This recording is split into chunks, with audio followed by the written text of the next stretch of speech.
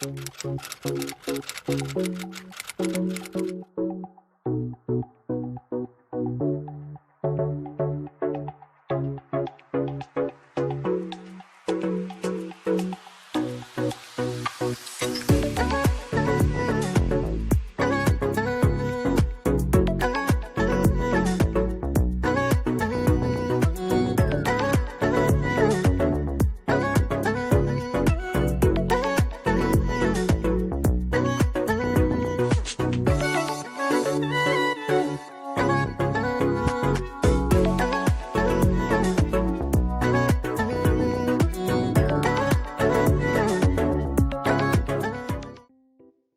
hello. So, eto na nga, nandito ko para mag-review ng na-order ko sa online shop.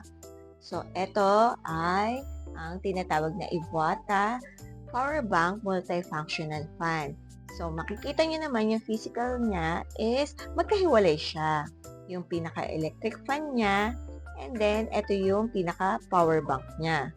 So, itong powerbank na to is 4,000 mAh lang siya. Pero kahit paano, kung gagamitin mo siyang power bank sa cellphone ngayon, konti lang siya. Konting help lang siya. Pero kung gagamitin mo naman siya do sa electric fan, ang nakalagay is working hours niya is 4 to 12 hours. Working time niya.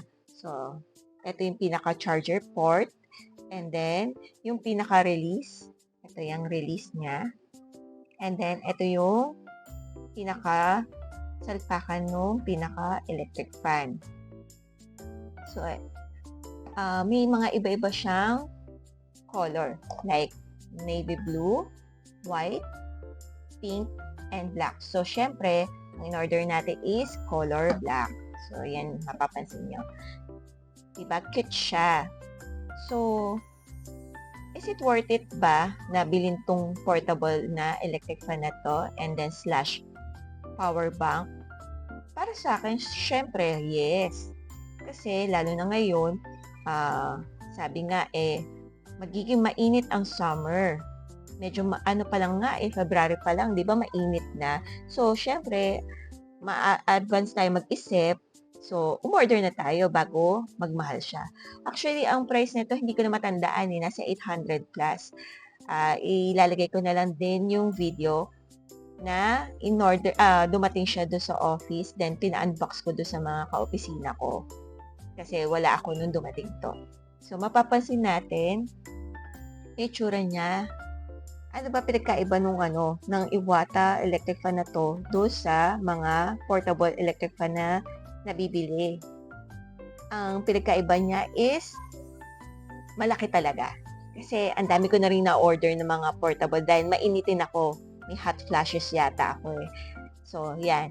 Makikita natin 3 fan na malalaki and then yung mga maliliit na fan na maliliit. Ayan I'm sorry. Iko-correct ko lang yung sarili ko. 3 na blade and then 3 na maliliit na blade. So, yan. So, yan yung itsura niya. Then, yan. Yung nabibili ko kasi, syempre, malalakas naman siya. And then, yun nga, madadali sila masira. So, upon checking naman to do sa friend kong makeup artist, tumatagal naman sa kanya. Matagal na. Year na rin ang tumagal sa kanya. Maganda pa rin naman daw ang performance. So, paano natin ikakabit ba to? Medyo natanga ako nito nung kinabit ko to. Kasi sabi ko, sinasalpa ko siyang ganyan. Hindi siya naglalak. Hindi siya naglalak. So, may pala yan. May tatanggalin ka pala. Kaya gumawa rin ako ng vlog na to para iwas katangahan. So, yan. Oops! So, tinanggal natin. And then, isasalpak natin siya. Medyo may kabirgatan kasi itong pinaka-power bank niya. So, yan. Lagyan natin ng force. Oops! Hindi pala force. Pindutin natin ulit. Then, try natin ilak ulit siya. Oh my God. Ayan. So, naisalpak na natin siya. So, ito yung power na to. Hindi yan para dyan sa electric fan. Ito siya. So, may 3 speed siya. May ganito, yung low, medium, high. So, hindi ko lang sure kung naririnig nyo yung pinaka-electric fan niya. Mamaya ilalapit natin yung microphone ko doon sa pinaka-ingay niya. Medyo maingay kasi. So, ayan. So, itest naman natin doon sa mga tissue na pin-repair ko. So, may pin-repair ako na ilan to? 1, 2, mga 6. 6 na piraso. So, start natin sa low. Okay. Makikita nyo, umangat kagad siya. And then the medium. And then the high. Muntik ko na sabing big. Oh my God. Yan. So, nakita naman natin yung difference, di ba? Sobrang lakas niya. Ayos na ayos to doon sa mga maiinitin. Di ba? Pero, ang tanong, is it worth it ba doon sa 800 plus? Actually, for me, worth it na to. Kasi,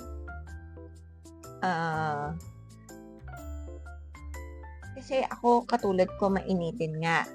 Kasi sabi ko lang di ba kanina, may initin ako and then, ang ano dito is yung portability niya.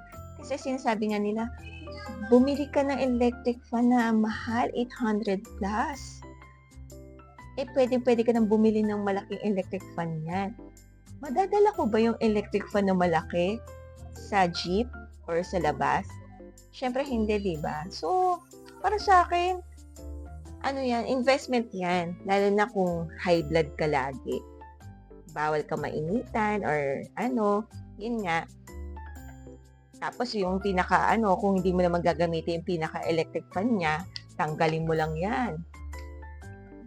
Okay.